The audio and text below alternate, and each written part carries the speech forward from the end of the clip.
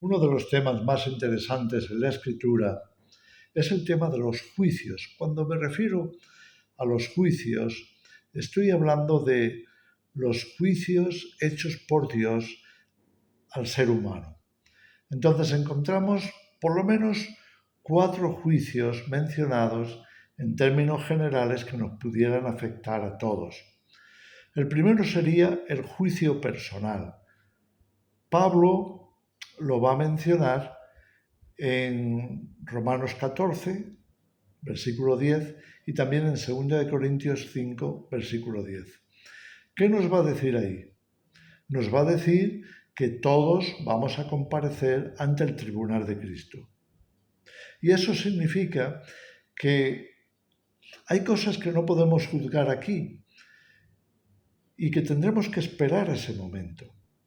Entonces, el tribunal de Cristo es algo así como la comparecencia que todos los creyentes tendremos que tener en ese tribunal, en ese juicio en el que Cristo, como nuestra cabeza, nos está juzgando para revelar de alguna manera pues lo que hemos hecho, sea bueno, sea malo, y también para que nosotros podamos descubrir entonces en qué teníamos razón, qué no teníamos razón y, por supuesto, cuál sea nuestra recompensa final, nuestros premios, en fin, todo aquello que,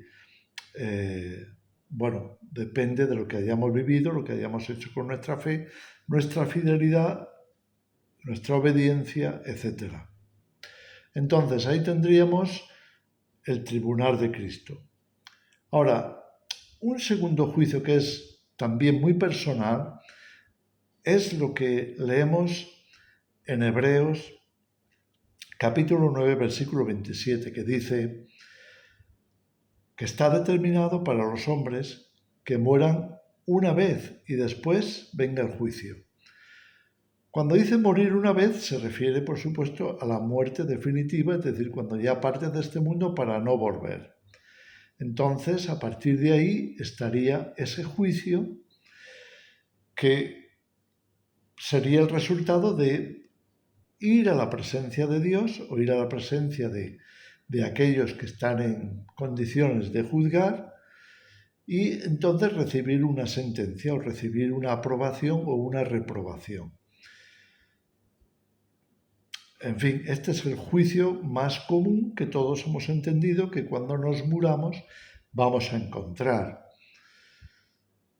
Bien, no tenemos demasiadas descripciones en la escritura acerca de este juicio, pero sí hay algunas. Por ejemplo, una vez que han muerto el Lázaro, el mendigo, y el rico, que era un despilfarrador impulsivo, que hacía fiestas de continuo, mientras que Lázaro, siendo un mendigo pobre, no tenía que echarse a la boca, dice que en un mismo día murieron ambos y uno fue al seno de Abraham, en este caso el pobre, y el rico despilfarrador pues se fue a un lugar de sufrimiento. Y ahí vemos que ha habido necesariamente un juicio, es decir, una valoración de cómo ha sido la vida de cada uno. Y de hecho, cuando el rico está reclamando algunas cosas como que está sufriendo, que le den alivio, que le traigan a sus labios algo de refrigerio, de agua. Bueno, pues se le dice, mira, la situación está así porque tú en vida recibiste muchos beneficios, muchas riquezas y las gozaste y las despilfarraste y todo eso, mientras que Lázaro vivió una vida miserable, de necesidad, y ahora pues está siendo consolado mientras tú estás pues sufriendo esta escasez. Claro, no se dan muchos más detalles, pero lo que sí deja claro es que hay un juicio personal después de la muerte.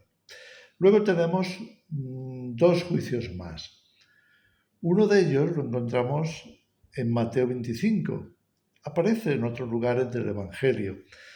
Pero ¿en qué consiste? Consiste en que Jesús, cuando regresa, según dice él en ese capítulo de Mateo, juntará a las naciones, pondrá unas de las naciones o de sus habitantes a la derecha y otras a la izquierda. Y entonces les irá juzgando. Dice que a los de su izquierda les dirá que, en fin, están reprobados, que van a quedarse fuera del reino de Dios por la sencilla razón de que no han socorrido a aquellos a los que Jesús llama sus hermanos. ¿Se refiere esto a la Iglesia? ¿Se refiere a la humanidad? Bueno, es muy posible que se refiera a la Iglesia. En ese sentido, nosotros los creyentes podríamos pensar o considerar que hemos atravesado el tribunal de Cristo y ahora ya no estamos como en el banquillo, como se diría, el banquillo de los acusados, ya no estaríamos como iglesia porque ya hemos sido juzgados. Y por tanto, en ese momento formaríamos parte del tribunal. Es decir, que cuando Jesús dice, lo que no hicisteis a estos mis hermanos más pequeños, tampoco a mí me lo hicisteis. Entonces eso significaría que las naciones van a ser juzgadas por el bien que hayan hecho a los hijos de Dios, es decir, a los nacidos de nuevo en Cristo, sea bueno o sea malo. Ahora bien, aquí la situación es, ¿ese es el juicio final? Porque por una parte todo apunta a que sí. Es decir, reunir a las naciones para juzgarlas da la impresión de que es reunir a toda la gente que ha vivido y en ese sentido sería el juicio final. Sin embargo, luego en Apocalipsis, en el capítulo 20, encontramos también el juicio final, propiamente dicho, o no se le llama así, pero se le reconoce como el juicio del gran trono blanco.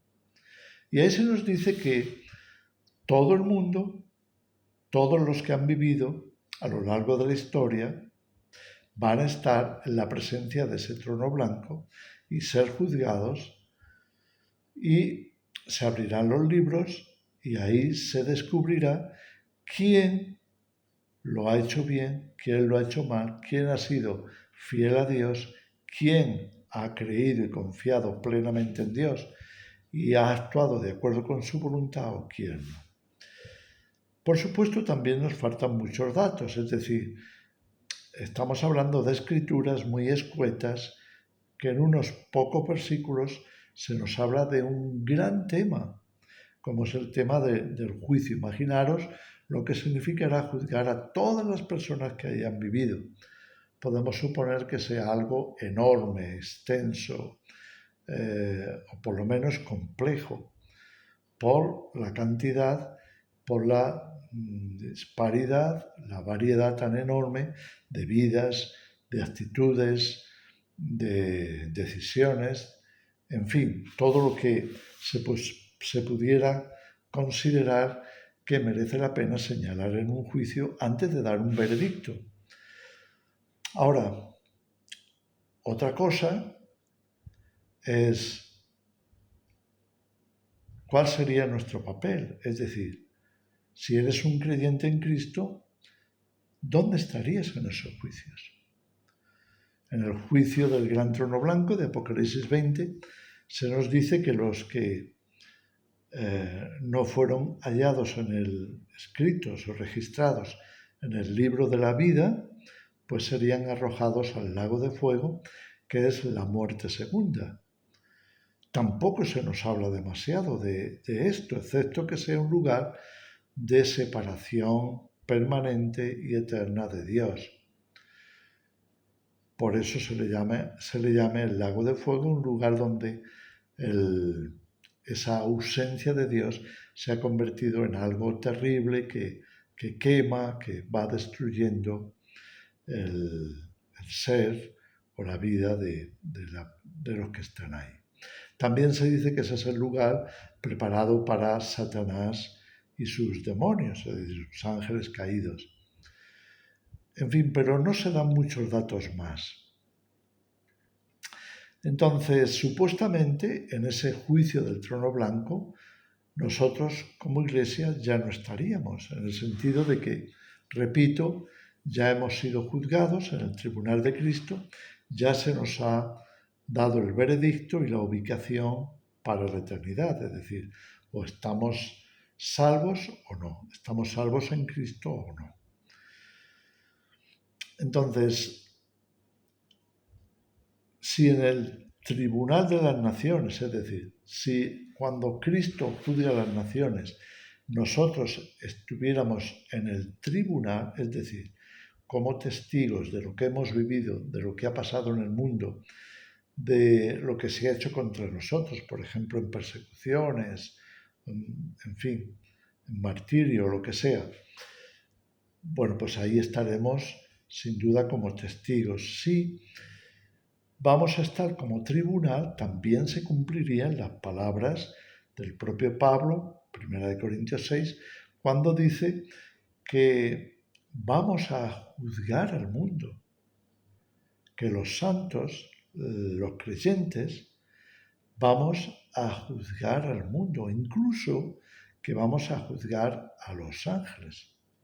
Entonces, se supone que eso sea ese juicio a las naciones, donde estaríamos formando parte de ese tribunal que, como si fuera un tribunal popular, tiene voz y voto, es decir, estamos capacitados de alguna manera, por lo menos los que lo estén dentro del pueblo de Dios podrían estar ahí y ejercer como ese tribunal en el veredicto último, el veredicto final, si es que se va a corresponder con lo que conocemos aquí como tribunales populares. Bien, entonces esto dejaría más bien resuelto dónde estaría nuestra ubicación o cuál sería nuestro papel. Por supuesto, nadie nos va a librar de ser juzgados directamente una vez que hemos muerto, definitivamente. Y digo definitivamente porque hay personas que mueren, pero es muy posible que tengan una resucitación, es decir, que por medios sanitarios, en un quirófano o en una ambulancia o donde sea, se ejerce esa resucitación y aunque haya muerto, literalmente, es decir, dejó de respirar el tiempo suficiente como para declararlo muerto, aunque después se le ha hecho esa resucitación y ha vuelto a la vida. Y hay muchos casos que ya están registrados por miles de personas que han tenido esa experiencia cercana a la muerte, es decir, estuvieron declarados muertos y volvieron a vivir. Por supuesto, en la Biblia encontramos muchos casos de resurrección. Jesús va a resucitar a Lázaro después de 4 días muerto. Jesús va a resucitar al chico, al hijo de la viuda de Naín, cuando estaban de camino al entierro, etc. Hay muchos más casos y en la Biblia, en fin, los podríamos estudiar fácilmente porque están ahí de forma abierta. Entonces, hay una muerte definitiva, como la que menciona Hebreos 9:27, que está determinado para todo ser humano, que tiene que vivir, morir y pasar al juicio.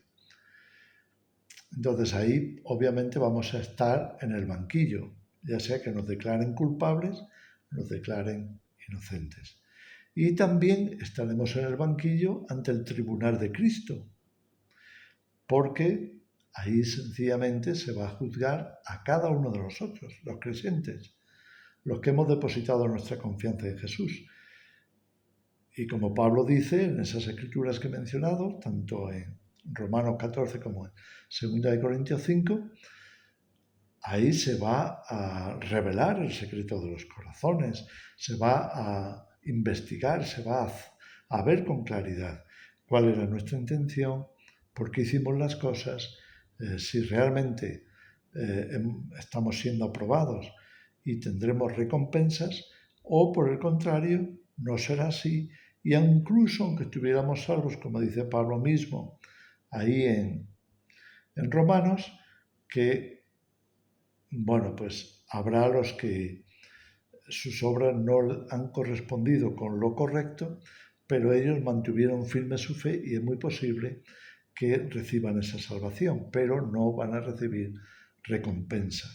Bueno, pues a través de la lectura y la reflexión de estas escrituras podemos entender cuál será nuestro papel, en qué juicios estaremos, para recibir un veredicto personal o en qué juicios estaremos para formar parte de ese tribunal que va a ejercer el veredicto. Es decir, de una forma u otra, la Biblia, repito, y terminamos con esto, menciona esos 4 juicios, 2 directamente personales para todos, incluidos los creyentes, y especialmente el tribunal de Cristo para nosotros, los creyentes, y los otros que serían masivos para la humanidad, para el mundo entero, para todos los que hemos vivido en la tierra, y que en ese caso pues ya no estaríamos para ser realmente juzgados, sino que estaríamos presentes en ese juicio, ya sea para hacer de tribunal o simplemente para hacer de espectadores. O, bueno, estoy hablando así por hacernos una idea, porque tampoco tenemos tantos detalles en la escritura al respecto, aunque sí, repito, podemos, de acuerdo a lo que se dice, pues pensar dónde pudiéramos figurar o estar ubicados en esa situación. Pero bueno, quiero dejarlo esto como reflexión porque tarde o temprano todos nos preguntamos, ¿qué va a pasar cuando venga el juicio? Cuando yo vaya al juicio. Por supuesto, hay muchos que no creen y no se ven ahí. Se piensan que una vez que se mueren, pues ya desaparecen y punto. Pero sabemos por la Escritura que eso no es así. Y tarde o temprano todos, especialmente cuando nos acercamos a la muerte o estamos en esa condición de moribundos, pues nos llegamos a preguntar, ¿qué va a ser de mí? ¿Cómo me va a juzgar Dios? ¿Cuál será mi destino final? ¿Cuál será mi futuro?